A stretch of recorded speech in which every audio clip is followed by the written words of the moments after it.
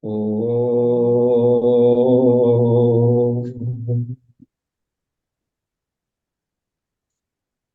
Om.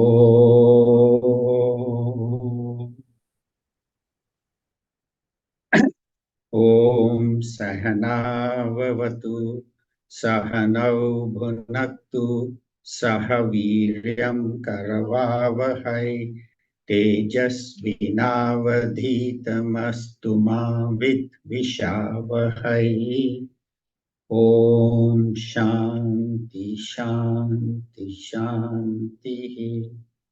समस्त जन कल्याणे निरतं करुणामयं नमामि चिन्मयं देवं सद्गुरुं ब्रह्मविद्वरं सद्गुरुं ब्रह्मविद्वरम् ॐ पार्थाय प्रतिबोधितां भगवता नारायणेन स्वयं व्यासेन ग्रथितां पुराणमुनिना मध्ये महाभारतम् अद्वैतामृतवर्षिणी भगवतीम् अष्टादशाध्यायिनी अम्ब त्वामनुसन्दधामि भगवद्गीते भवद्वेषिणी यं ब्रह्मा वरुणेन्द्ररुद्रमरुतः स्तुन्वन्ति दिव्यैस्तवैः वेदैः साङ्गपदक्रमोपनिषदैः गायन्ति यं सामगाः ध्यानावस्थिततद्गतेन मनसा पश्यन्ति यं योगिनः यस्यान्तं न विदुत्सुरासुरगणा वाय तस्मै नमः देवाय तस्मै। ॐ श्री गणेशाय नमः। ॐ श्री सरस्वत्यै नमः। ॐ श्री गुरुभ्यो नमः।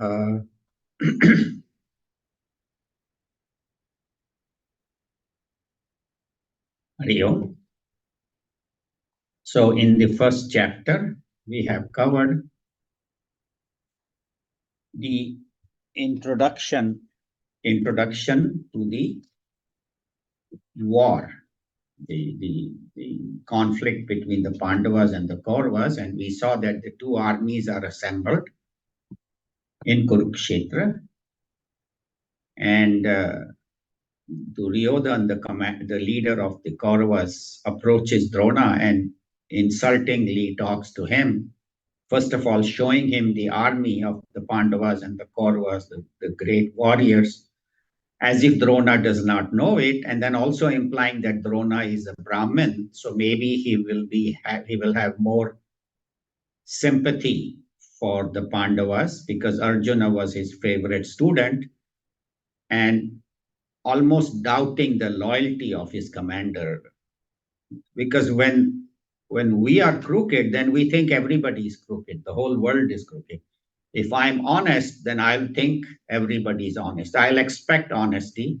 But if I'm dishonest, I will expect dishonesty. And that's what Duryodhan's state was.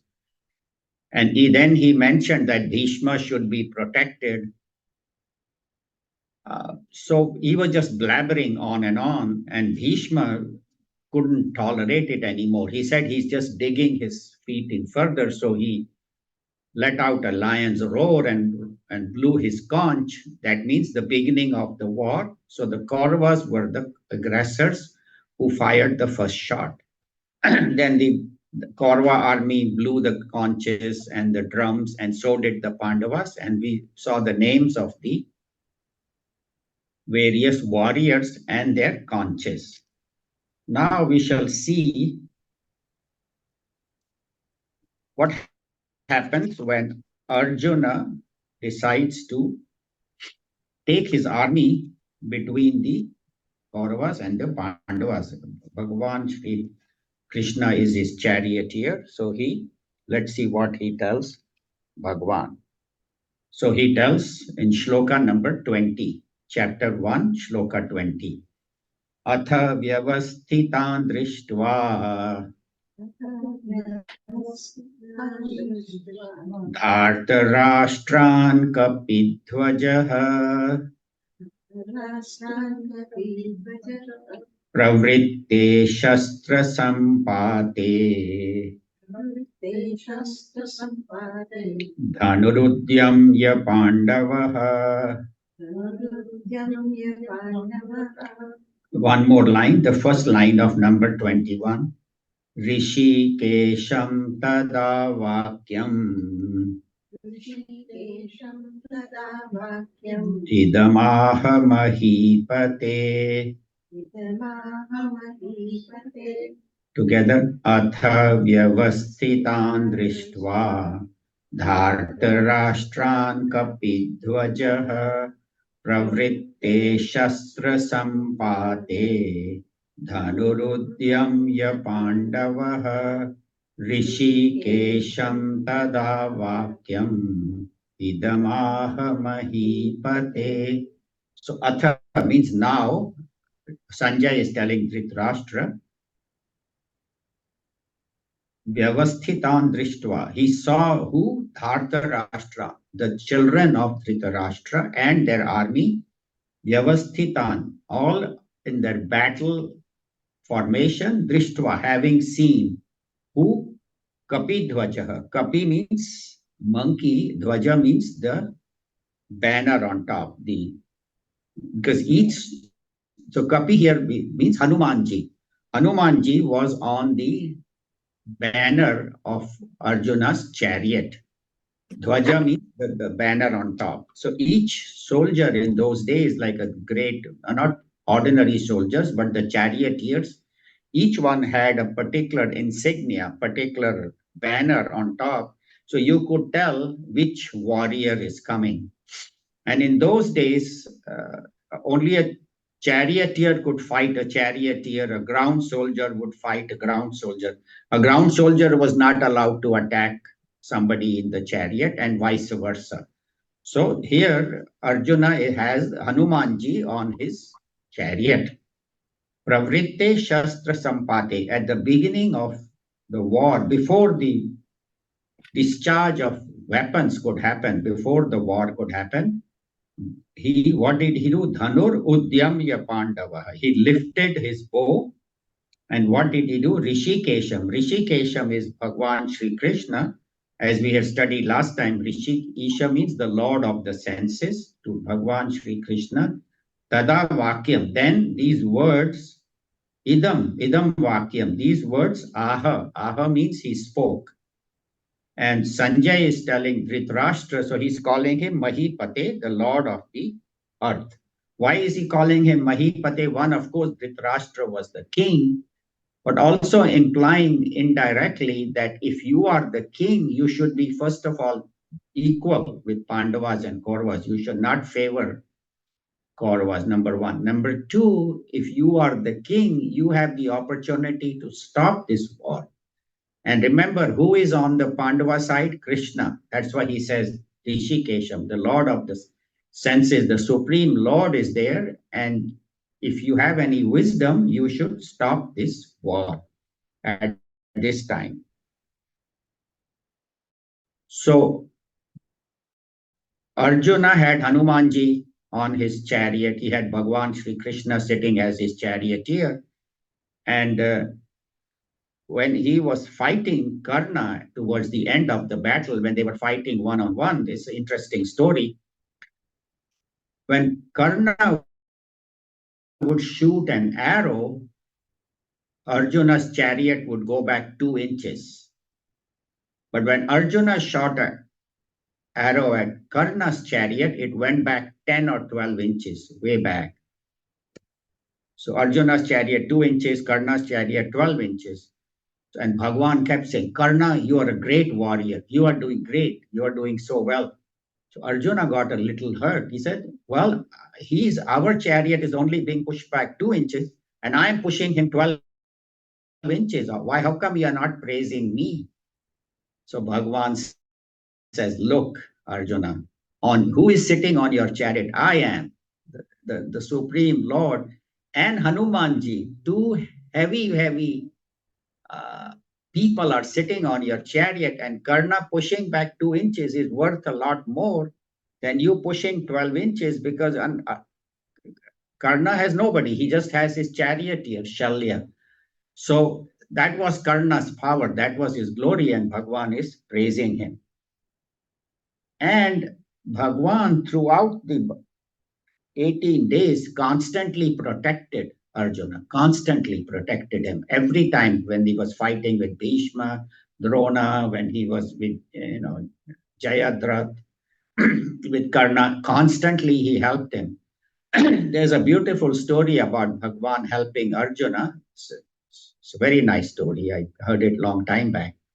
So each day at the end of the war, Arjuna would be, and Bhagwan would go back to their tent. Arjuna would jump off the chariot, and Bhagwan would get off the chariot, take the chariot into take the horses out, put them in the stable, wash their legs, wash their feet, massage them. Even the chariot wheels he would clean. He would do all that himself while Arjuna was eating and then sleeping, but Bhagwan till late at night would be working. So at the end of the war, the 18th day of the war, same way the war ended and Kauravas had been defeated, and Arjuna was a little proud that because of me, I'm the cause of this victory. Because of me, our Pandavas won. So Bhagwan didn't say anything. So the chariot, he took it again towards their tent. Now, Arjuna usually used to jump off, but that day he was feeling a little arrogant that I am the owner of the chariot. So he keeps sitting and he's expecting Bhagwan because Bhagwan is his chauffeur, his driver, like a chauffeur opens the door. So he said, let Krishna open my door of my chariot so I can get out. So he's sitting there arrogantly and waiting. So Bhagwan understood. So he says, Arjuna, get down from the chariot. Utro, niche utro. Of course, in Sanskrit. So Arjuna is offended. How is he talking to me disrespectfully? I'm the boss. Again, he says, Utro, Arjun, I'm telling you, get down right now. Then Arjuna finally gets scared and he steps out.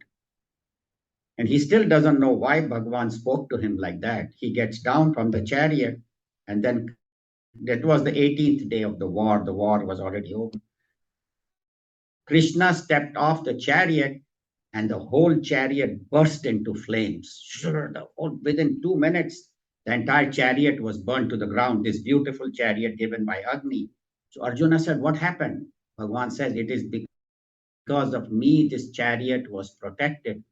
All these days, so many missiles, arrows, all these different kinds of weapons were discharged on this chariot, and this chariot long ago would have been burnt if I had not been sitting there. So Arjuna immediately gets humble. So that is also how we should see that Bhagwan is in our heart, constantly protecting us, taking care of us, right from even when we are sleeping, he is the one breathing and making the heart function. And then throughout the day, as we are moving around, whatever we are seeing, hearing, talking, smelling, eating, everything Bhagwan is doing, and we think I am doing it. So anything that is happening, it is Bhagwan.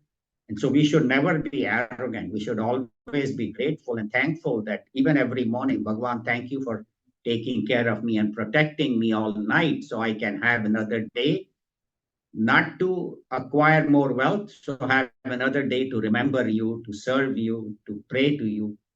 So that is the story of Bhagwan and Arjun. And we see Arjuna is ready for the war.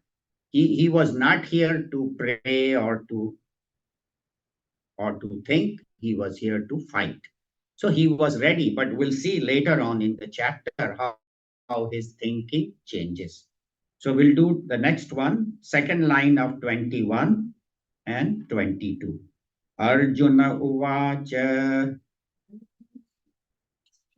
senayorubhayormadye ratham sthapaya mechyuta यावदेतान् निरीक्षेऽहम् योद्धुकामानवस्थितान् कैर्मया सह योद्धव्यम् अस्मिन् रणसमुद्यमे. Together, Arjuna Uvacha Senayorubayormadhye Ratham Sthapayamechyuta Yavadetan Niriksheham Yodhukamanavastitan Kairmaya Sahayodhavyam Asmin Ranasamudyame. So only in the first chapter, a couple of the shlokas have been split, but otherwise, rest of the Gita, it doesn't happen. But here, the reason for the splitting is because there is a particular thought. So Arjuna Uvaj, Arjuna said what? Sena yoho ubhayoho madhye. Between, Sena means the two armies, ubhayo, between the two armies, madhye. So between the two armies, in the middle, Ratham Sthapaya, put my chariot. May means my chariot. Achyuta. Achyuta is Bhagavan Sri Krishna's name, which means one who never falls down from his supreme grace, who is always established in his supreme divinate state. So here he is ordering Bhagavan, put my chariot between the two armies. Why? Yavat. So that etan means these. Niriksheham. Nirikshe means may I see them. Aham. May I see these. May I behold them. Who are they? Yodhu Kaman. Those who have come here to fight. Avasthitan. And they are ready to fight. They are all in the battle array. They had particular way of arranging the army and a particular formation. So what they call as a vyudha, that's how it was arranged. So he says, I want to see how the Kauravas are arranged and Kaihi Maya Saha Yodhavyam. Kaihi, who are those Maya Saha, by me, have to be fought. So here he's using the passive voice. He's not saying, whom do I have to fight? He says, by whom, who are the ones that have to be fought by me? So it sounds a little awkward in English that who are those to be fought by me? But in Sanskrit, it is perfectly normal expression that who are those? He's using the passive voice. So emphasizing who are the ones, them, who are to be fought by me. Otherwise, you say, I have to fight them. So here he wants to show that he is looking at the army of the Kauravas and Asmin Rana Samudyame. In this Rana Samudyame, on the eve of the battle, when the battle is about to start, I have to see. So here Arjuna, his name Arjuna was because of Arjavam, because he was straightforward. Whatever he thought, whatever he spoke, whatever he did, all fit. So that's why called Arjuna. And Arjavam is one of the very important qualifications for a spiritual seeker, to be honest in my thoughts, speech, and in my actions. And here he's telling Bhagavan Sri Krishna, let me see who are they, so that they should know who I am. Don't they know who I am? Arjuna, I'm here to fight. So he's ordering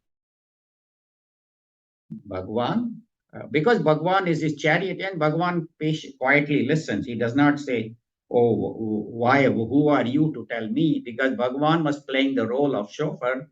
So he said, whatever my master says, I will do. Then he continues in number 23. Yotsyamanaaveksheham ya etetra samagataha dhartarashtrasya durbuddhehe yuddhe priyachikirshavaha. योत्स्यमानानवेक्षेऽहम् य एतेऽत्र समागताः धार्तराष्ट्रस्य दुर्बुद्धेः युद्धे प्रियचिकीर्षवः. So why does he want the chariot between the two? As we said, he wants to see whom does he have to fight. And then he continues, Yotsya Manan. So those who are desirous to fight. Yudh, Yotsya, Yudh is, that is, Yudh comes from that. So Yotsya Manan, those who are ready to fight, Avekshe, may I see. Aham. Aham means I. May I see the ones who are ready to fight. Ye means these people. Ete atra. Ye becomes ye because of a Sandhi rule. But these people who are ete atra, who are samagataha, ete atra means these, atra means here, samagataha means those who are assembled, all of them who are assembled here, I wish to see them. And they are assembled to fight. And who are they? Dharta Rashtrasya Durbuddhehe. Dharta Rashtra. See, Dhrita Rashtra was the father. The son of Dhritarashtra is called Dhartarashtra. So, whom is he referring to? Duryodhana, the oldest son of Dhritarashtra.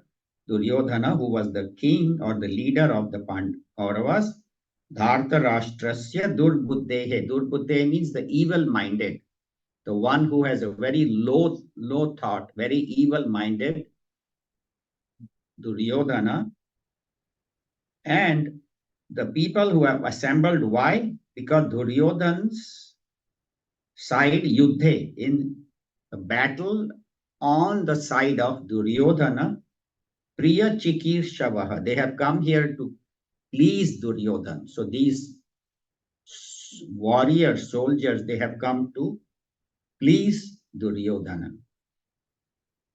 So he's implying that, and he's not implying, it's the fact that Duryodhana was evil-minded, he was very crooked, and he says, let me see who are the ones that I have to fight, and why are they here to please Duryodhana? Because Duryodhana, the Hastinapur was one of the most powerful kingdoms, so other kings were here to please Duryodhana, and also the idea is that they expected the Kaurava army to win because it was much bigger. And if they win, then, we will get some benefits also. So some of the kings came for that. Some of the kings came to please Duryodhana. Some came because of Bhishma. So he wants to see who are these kings who are here to please the evil-minded Duryodhana. So the idea is that even you may be a good person, but if you are on the side of evil, you are counted as evil, even though you may be like Bhishma or Drona, who were very, very noble souls. But if they are fighting on the wrong side, then they are considered wrong. So that's why one has to be very careful whom we choose as our company. So Yuddhe Priya Chikir Shava. So now, after Arjuna is done speaking, now Sanjay talks. Sanjaya Uvacha. So number 24 and number 25. We'll chant together. Sanjaya Uvacha. Eva Mukto Rishikeshaha. Udakeshena Bharata. Senayorubhayormadhye. Sthapayitva rathotamam.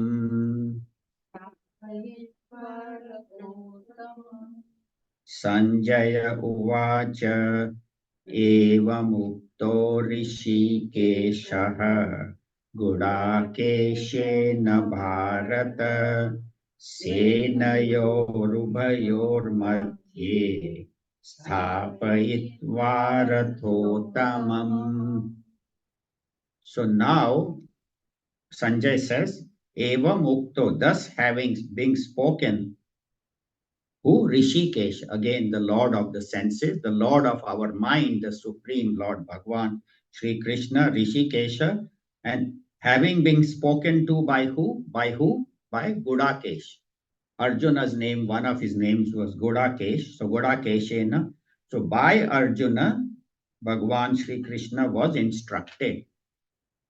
And we'll find out what is the meaning of Gudakesh. We'll cover that. Gudakeshena, oh Bharata. Again, he's calling Dhritarashtra Bharata. That is another name. Bharata means you are a descendant of the great king Bharata, the great dynasty of the great king Bharata. Again, telling Dhritarashtra that you belong to this very noble dynasty of Bharat, which history goes back to long time ago.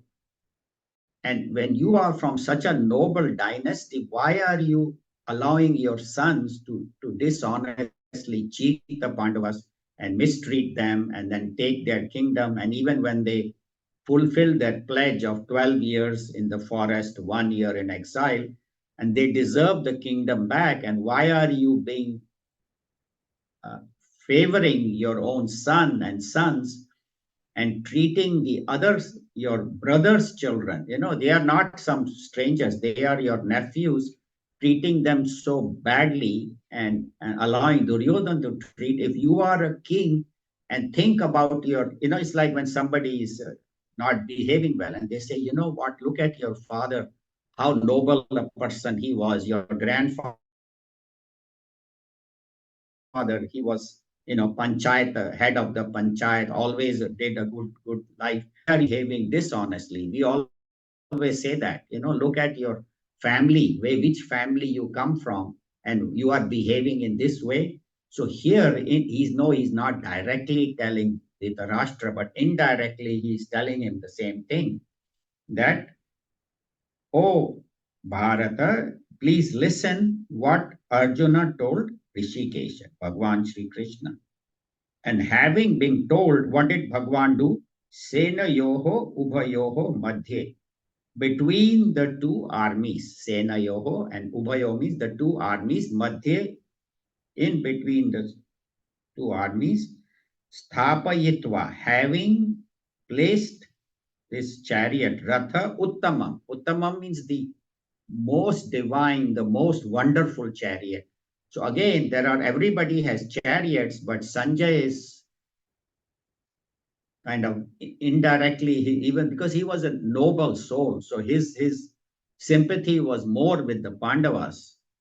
Even though he was Dhritarashtra's minister, he had to kind of serve Dhritarashtra, but indirectly his sympathy is, so Arjuna's chariot, Bhagwan Sri Krishna's chariot, he calls it Ratha Uttamam, the most best chariot. And as I had talked last time, this chariot was a gift to Arjuna from Agni Devta, Agni Bhagwan, Agni Devta, and was not only beautiful, well equipped with all the latest weapons, everything was there. So, having placed his chariot between the two armies, and then what did he do? Bhishma Drona Pramukhataha. He placed them in front of Bhishma and Drona. Pramukhataha means facing them, in front of them. And Sarvesham, and all these Mahikshitam, all the other great warriors, great soldiers, Mahikshitam, the great lords of the earth. That means each one of them was a famous king. Having placed his chariot, Bhagwan Sri Krishna, having placed his chariot in front of Bhishma and Drona, Pramukhataha, and Uvacha. Then Bhagwan Sri Krishna spoke, and he only speaks one sentence in the whole first chapter. After this, all the other shlokas will be Arjuna talking. And then, of course, from the second chapter on, of course, Bhagwan Sri Krishna gives the whole teaching of the Bhagavad Gita. But here he speaks one sentence, and it's a very powerful sentence. O Partha, O Arjuna, Pashya Etan, see these. Who are these? Samavetan Kurun iti. Samavetan, Kurun, these Kauravas, Kuru, Samavetam, assembled. And iti means that is instead of putting quotation mark, Sanskrit doesn't have quotation mark, but when they want to quote somebody, they put iti at the end, and that means in this way, Bhagwan Krishna spoke. And what did he tell Arjun? Look at all these uh, Kauravas assembled here. Now, Gudakesha, why was Arjuna called Gudakesha? That's a very, means the Lord of sleep. Gudak means sleep. Isha means the Lord of the sleep. So it is said Arjuna had a rare capacity where he could sleep whenever he wanted and he could be awake as long as he wanted. If he had to stay awake many, many days, he would stay awake. He could control. And then if he had to sleep, he would fall asleep just like that and sleep. And not only that, but he could control his arrows even in the dark. He could shoot his arrows. In fact, a lot of his training used to occur at night when the Pandavas would be sleeping in the forest. He in the dark would be shooting arrows. And if he had seen a particular tree, say a few hours back, he would remember. And even in the dark, he could shoot his arrow exactly at the particular branch of that particular tree. So that's how he would practice shooting in the dark. And he could stay awake as long as he had to. So he had complete control over his sleep, and he could shoot in the dark. He could remember if he had seen somebody or even a little trace he would see, then he would remember, and even hours later he could exactly pinpoint his arrow. That's why he was called the Lord of Sleep, because he could shoot in the dark. In fact, Lakshmana was also called Gudakesha because Lakshmana, if you remember in the Ramayana, he stayed awake for 14 years when he went with Ram and Sita ji, Bhagwan Ram and Sita ji. He was their guard because they didn't have a guard. And so they would be sleeping in their hut and he would stay awake, Lakshman, for 14 years. And it is said that the power he got from that tapas is that's why he could defeat Indrajit. Otherwise, Indrajit was unbeatable, could not be defeated. And so it says for 14 years, Lakshmana didn't sleep. And so Lakshmana, of course, was Gudakesha also because he had complete control over his body, his mind. So here, uh, Arjuna is called Gudakesha. And it also shows that he's alert. Lord of sleep means he's alert at all times, whether day or night. He's always alert. He's always ready to fight. Now, why in front of Bhishma and Drona Pramukataha? Why in front of Bhishma and Drona? Because the army was arranged in a like a bird formation with two wings of the bird, and in the middle of that were Bhishma and Drona. And Bhagwan Krishna put his army, his chariot, right in front of Bhishma and Drona. Why didn't he put in front of Duryodhana and Karna? If he had done, Arjuna would have said, okay, these people, they cheated me, let me shoot. Arjuna would have started without hesitation, he would have fought. But he deliberately, see, Bhagwan Krishna was quite mischievous also. So he purposely put it there. He said, let's see what Arjuna does now. He knew that these people are, respected. One is Arjuna's grandfather, one is his guru, who taught him how to hold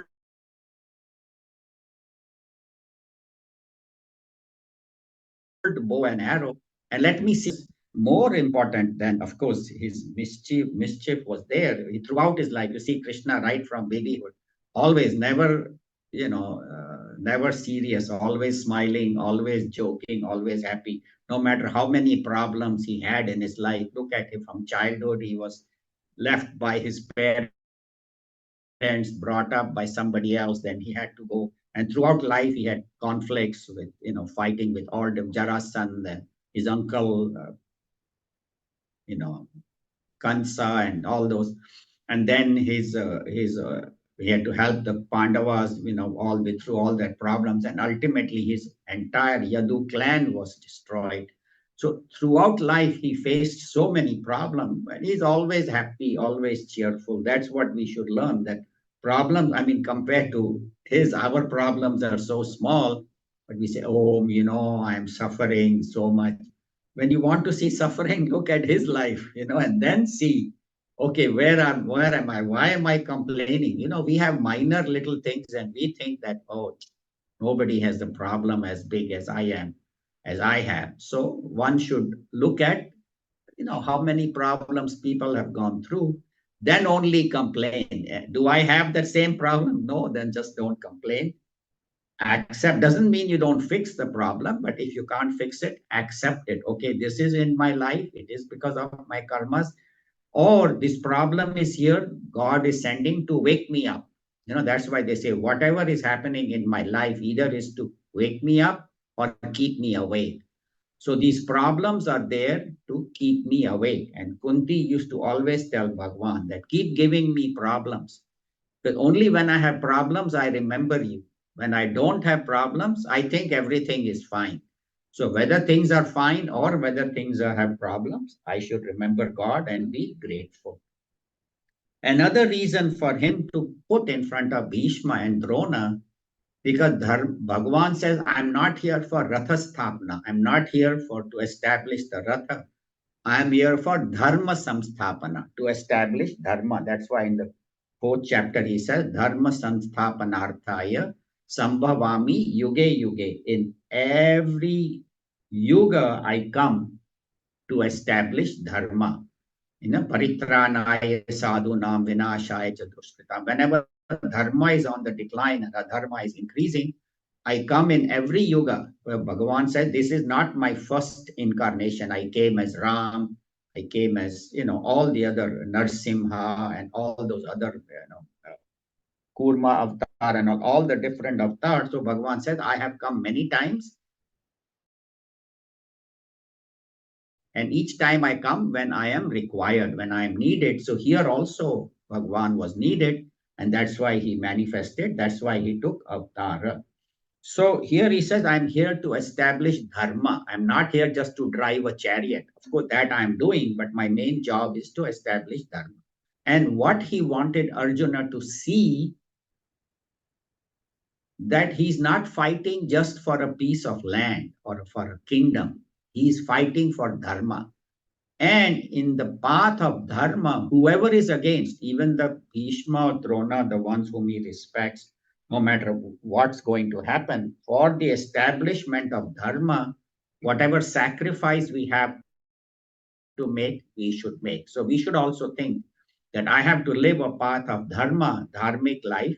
And for that, if I have to make any sacrifice, I should do it, but not take the path of adharma, not take the path of wrong action. So take the path of righteousness. So that's why he says dharma samsthapanarthaya. That's why I am here. So he wanted to see what Arjuna's reaction would be, and he wanted Arjuna to understand that this battle is for the establishment of dharma, for the righteousness.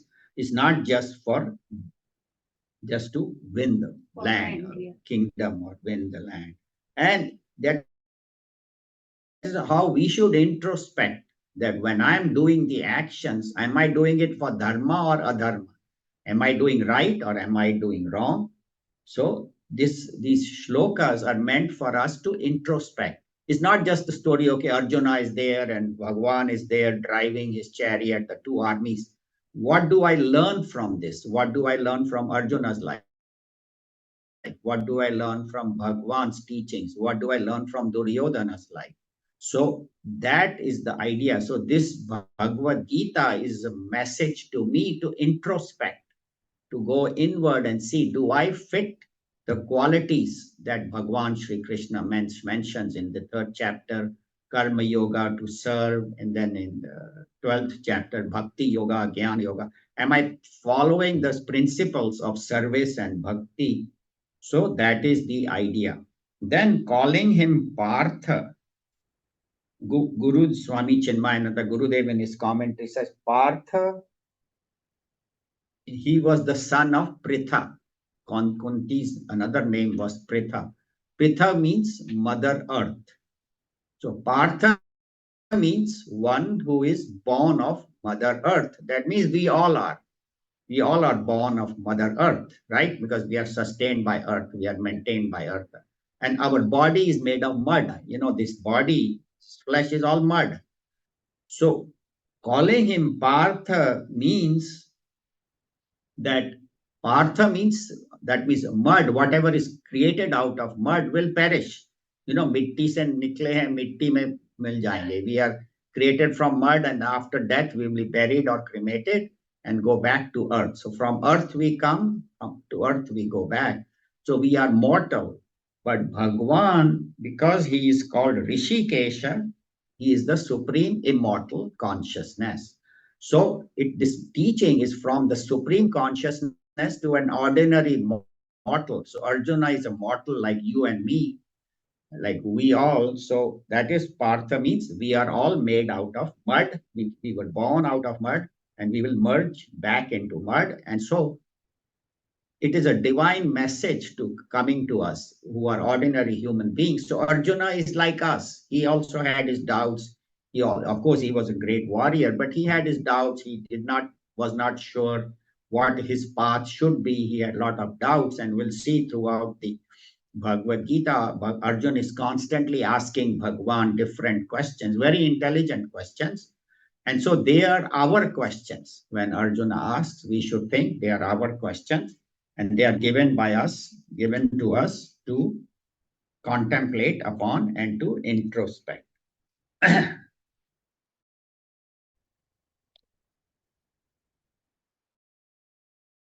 So that is the purpose of studying Bhagavad Gita, that I am Arjuna. In fact, ultimately, I am, this knowledge is for me. Now we'll go to, we finished 24 and 25, and as we said, Bhagwan only speaks one sentence. See these Kauravas. And Gurudev destroyed Arjuna completely. His whole edifice, because he was thinking, I'm a great warrior, I am so powerful. And all his power and courage and everything collapsed just with that one sentence. Look at these Kauravas. And when he pointed to Bhishma and Arjuna, Bhishma and Drona, Arjuna was finished. So that's what. And we will see the rest of the first chapter is showing us Arjuna's state. So in 26 and 27, Arjuna is pointing out all his relatives, friends, and everybody, because the army, the war was between cousins, two sides of the same family. So either on that side or this side, they were all uncles and cousins and brothers. So he's listing. So Arjuna is telling, Sanjay is telling Dhritarashtra who were the relatives that were seen by Arjuna. So in 26 and 27, we'll chant together. Tatra pashyat sthitan partha pitrunath pitamahan Acharyan Matulan Bhratrin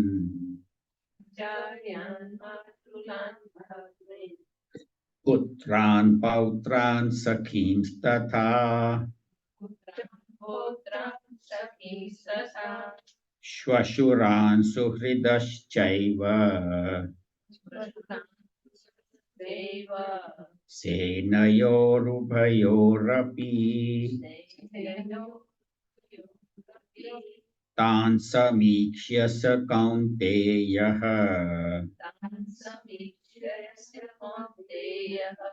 Sarvan bandhunavastitan. Together.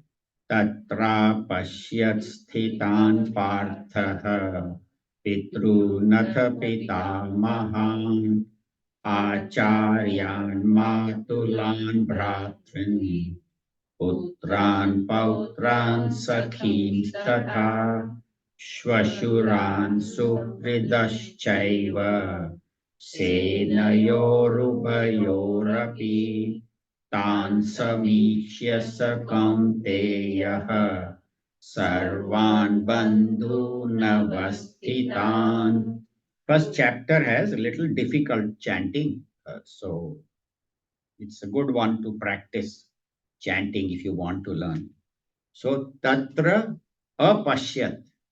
That become tatra pashyat. That's a Sandhi rule. Tatra apashyat means in the past tense. He saw. Who saw? Arjuna. Whom did he see? Partha. Partha means Arjuna saw Sthitan, staying in this battle, not only on Kaurava side, but also on Pandava side, on both sides. He saw who? Pitrunatha, fathers. So like he was there and his son uh, Abhimanyu was there. So he was the father, and same way Bhima was there. His son was there. All the lot of the warriors had their sons there also fighting. So Pitrunatha, so the fathers, and Pitamahan. Pitamahan means the grandfather. So like Bhishma was the grandfather, and he was there too. And a lot of people were his grandchildren. And then he saw Acharyan. Acharyan means teachers. Who were the teachers? Dronacharya was there, Kripacharya was there. They were the gurus of the Kondavas and of the Kauravas and Pandavas. So Acharyan were there.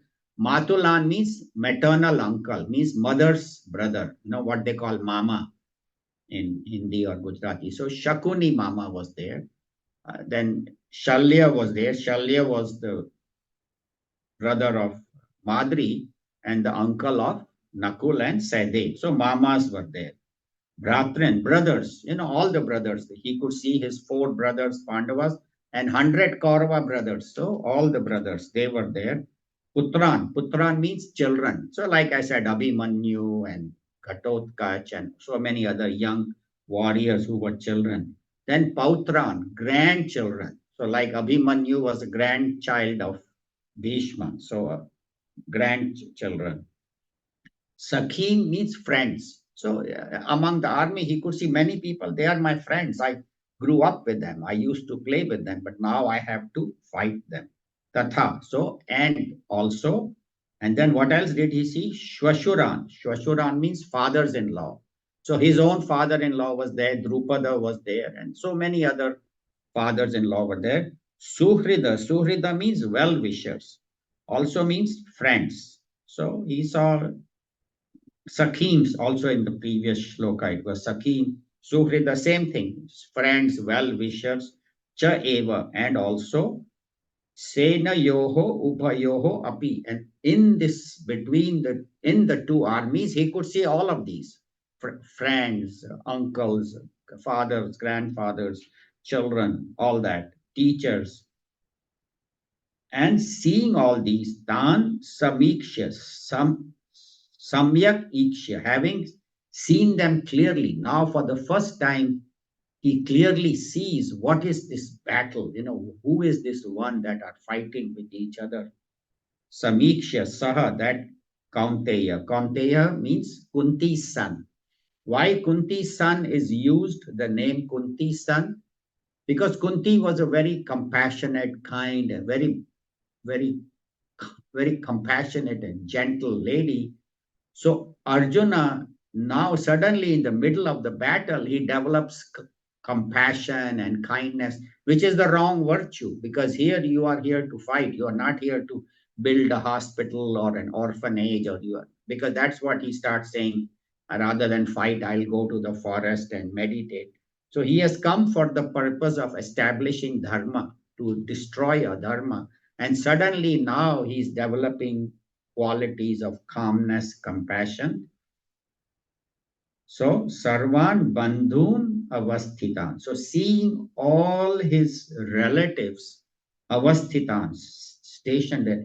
So, everybody he could see that they are my relatives. They are not any my cousins. All the 100 Kauravas are my cousins, my fathers, brothers, children. So they are not far even, and what are we doing here? Why are we fighting here? So he gets all these thoughts, and the rest of the chapter, he will try to convince Bhagwan Sri Krishna that he should not fight and he should go to the forest to meditate. And then in the second chapter, Bhagwan will answer his arguments. So Sarvan Bandhu Navasthitan. Everybody, all my relations are seated here, and I am here to fight them. And to 28, we will only chant the first line. because that is connected with this, with the idea in 26 and 27 and 28 is connected.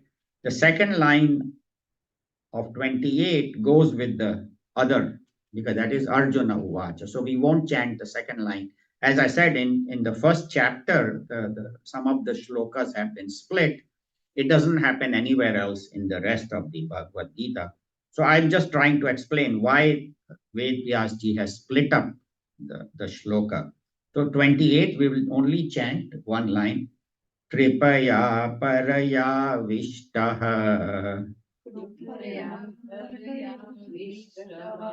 Vishidanidamabravit. Together, Kripaya Paraya Vishtaha Vishidanidamabravit. So Kripaya means by pity. Pity is the word. Pity, Paraya, supreme pity, Avishta, overwhelmed. He's overwhelmed by pity, by pity means, oh, he's feeling so sorry for himself and sorry for the whole situation. And he's overcome. He's slowly, his thinking is getting clouded. He's getting the Arjuna disease, as Gurudev says, Arjuna disease is starting where he is not sure what he's supposed to do and why he's doing it. So that Arjuna's state of confusion is arising. Kripaya paraya vishtaha.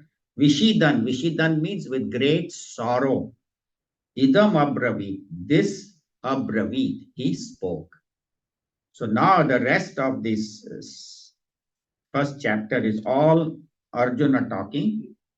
And we'll cover that in the next 2-3 weeks, because these shlokas don't need much discussion. That's why we are doing 7-8 shlokas per week. Once we get to the second chapter, then we'll spend more time on each shloka, and maybe 3 or 4 shlokas each week we will do. But this we can go fast because there is not much discussion. So kripaya paraya vishtaha, with supreme pity, supreme compassion. Pity means his condition is pitiable. He doesn't know what to think. He doesn't know what to do. He thinks it is compassion, but it is actually ignorance. It is his weakness where he doesn't know what is right, what is wrong, what I should do, what I should not do. And slowly you will see his mind going down, he's falling apart, his thinking, and he will say, my body is shaking, I don't know what to think, I don't know what to say. Actually, there used to be a famous song, I don't know what to say, I don't know what to think. So that was Arjuna's state. So with pity, even though he was a brave warrior, he had single-handedly at one time defeated the whole Kaurava army. Here, of course, Kauravas were accompanied by many other kings, but the Kaurava army itself alone, he had defeated them single-handedly. So he was a brave, great warrior. So some people say, oh, he saw the big army and he got afraid, or he saw Bhishma and Drona. He was not afraid. He knew that he knew his own capabilities, and he knew Bhagwan Shri Krishna was with him. So he was not afraid. But slowly he saw the magnitude of the tragedy that was going to unfold. What great tragedy was going to happen at this time. But Bhagwan convinces him that we have no choice. We have tried everything else. These people are basically ruling the country. They are dishonest. They are corrupt. So we don't have any choice. We have to remove them. And we see that Vishidan, when does sorrow come? When do we become sorrowful? First thing is moha, when there is delusion, when my mind is confused as to who I am, why am I here, what is the purpose. So in life we have to have very clear our goal, that why am I here on this earth, why do I have this human body, what is my duty to perform, as my duty as a son, my duty as a father, as a husband, as a wife, brother, sister, child. So all my duties I have to do at the body level. Then at the mind and intellect, my mind should be loving and compassionate, With my intellect, I should have the right knowledge, right understanding. And as the supreme soul, because we are not only this body, mind, and intellect, but we are also Om, that consciousness, which is our true nature. So, as a supreme being, consciousness, who at this moment is occupying this body, what is my duty as that? And so, all those things, if they are not clear, then that is called moha. Delusion. I don't know what is my role, what is my purpose. And a lot of times we get confused about my role, what is right, what is wrong, what I should do, what I should not do. So with moha comes shoka. Then once I don't know what I'm supposed to do, what is right, what is wrong, then I get sorrowful. I don't know what to do and how am I to function.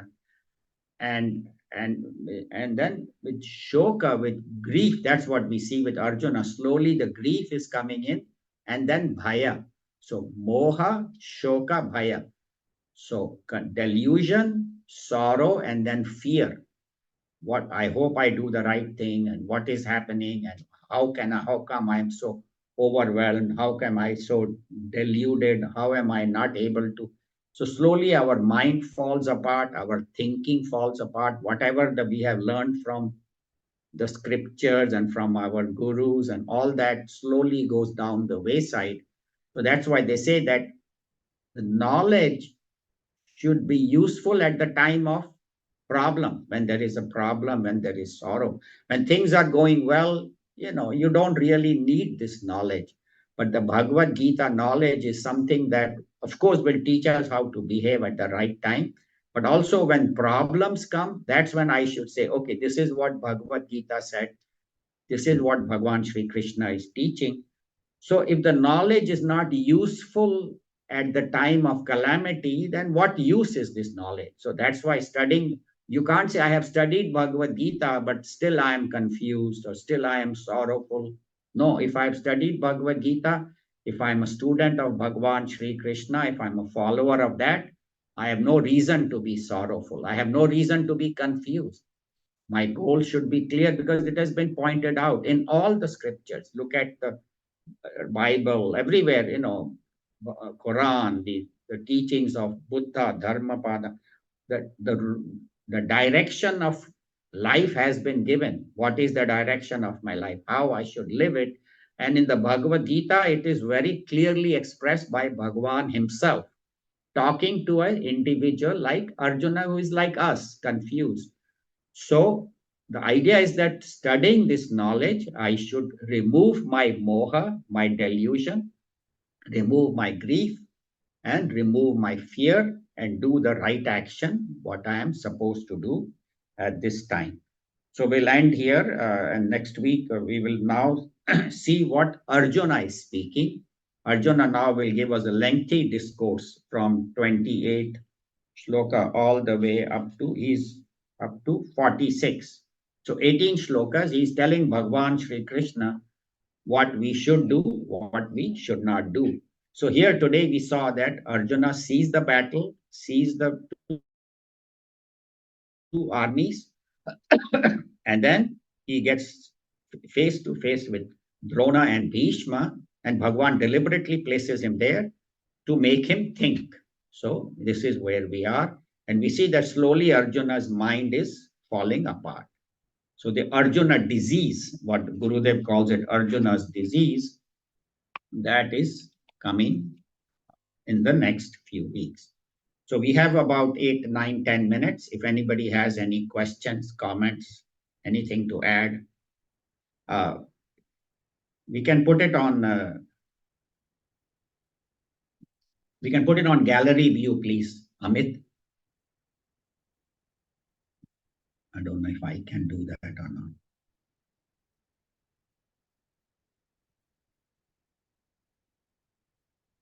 Anyway, yeah, if anybody has any question, please feel free to ask, or any comments. Kerry, you have any question? Not really a question, but I was thinking about how, to have Krishna as your guru. Right. What an amazing thing. And It's like Arjuna was lacking faith, Shraddha, and then he slowly gets the faith in his guru, Right. and believes, and then he lives his life according to what his guru. Right, right. Yeah, good comment that Arjuna is so lucky, blessed to have Bhagwan Sri Krishna as his guru, and he's to live his life according to that. We also have Bhagwan Sri Krishna as his guru, as our guru, because he's here in 700 verses. So Bhagwan Sri Krishna is not only Arjuna's guru, but our guru also, because he has composed this whole Bhagavad Gita with Ved Vyasji, then, put it on print. So he's our guru also. So we should take that also. Actually, that's why he's called Jagat Guru. Bhagwan Sri Krishna is called Jagat Guru, means he is the guru of the entire universe, not only of this, but also of the higher worlds, the lower worlds. Everywhere he's the guru of all. So yeah, but yeah, he was blessed. He could directly see Bhagwan, but his word, this book is Bhagwan himself. That's why they say Guru's words are like the Guru's presence. Like now, Puja Gurudev Swami Chinmayananda is not in this body. Of course, he's supreme, realized, because one became Brahma Jnani he is, so he becomes one with that totality. But his teachings are there. This whole mission is his ideas, the Bhagavad Gita commentary, and so many other videos and audio tapes, and so many things we have.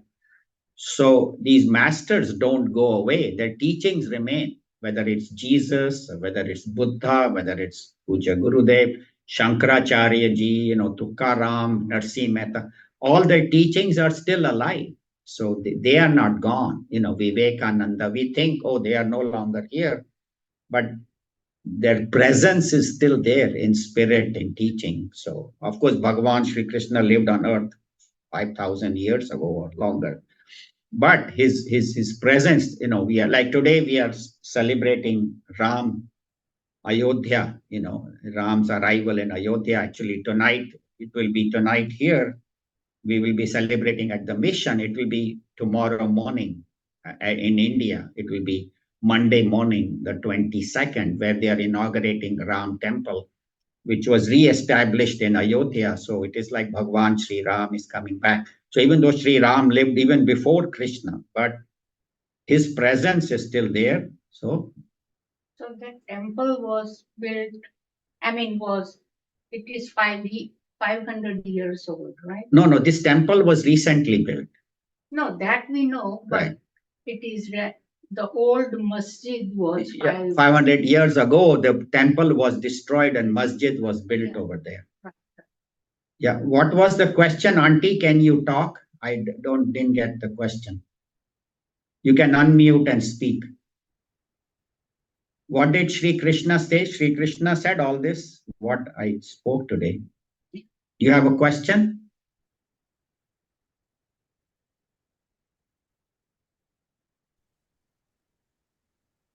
What did Krishna say? Just one line you said.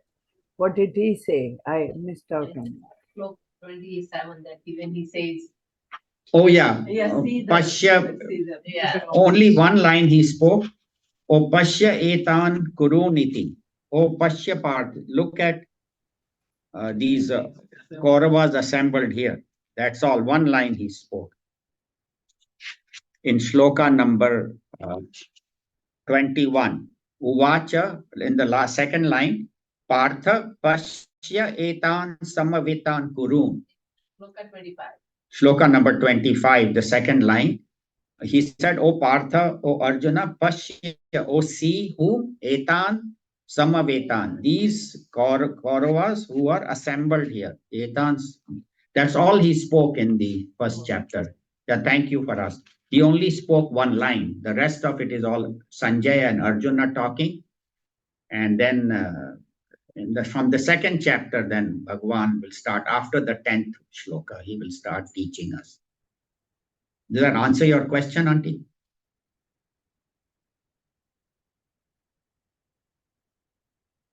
Yeah. Anything else? Lata, you have any question? Anybody else?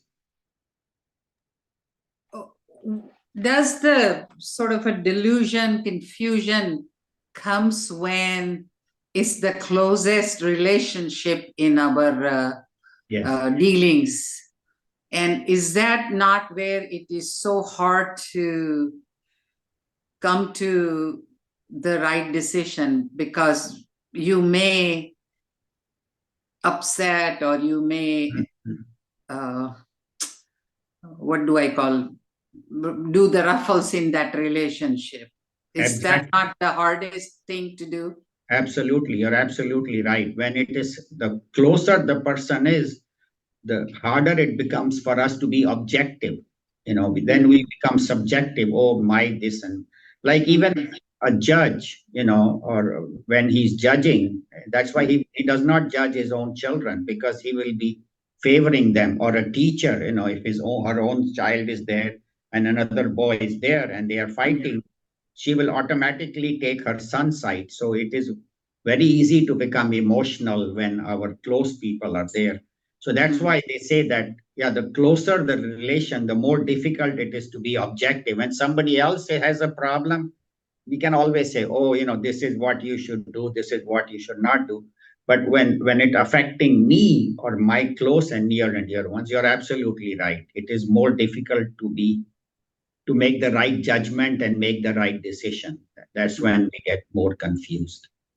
Thank you. Thank you. Your point is correct. Yeah.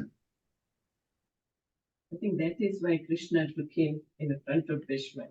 Yes. So that shows his weakness. Little loud, yeah. That is the reason why Krishna took the Chariot, in front of Bhishma and Dronacharya. Right. Because he knows that that's his weakness. Right. So you need to face your weakness before you start any work.